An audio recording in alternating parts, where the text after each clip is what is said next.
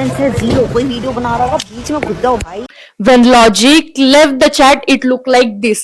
Civic सेन्सच्या नावाखाली प्रत्येक गोष्टीला जस्टिफाय करणं बंद करा भेंडी. पब्लिक प्लेस आहे ती. आता लोकांनी काय रोडावर पण चालायचं नाही का? आणि तो माणूस तिच्या समोरून पण गेला नाहीये. तो फोनवर बोलण्यात इतका बिझी आहे की त्याला आयडिया पण नसेल की ताई व्हिडिओ बनवतायत. कहाँ है सिविक सेंस?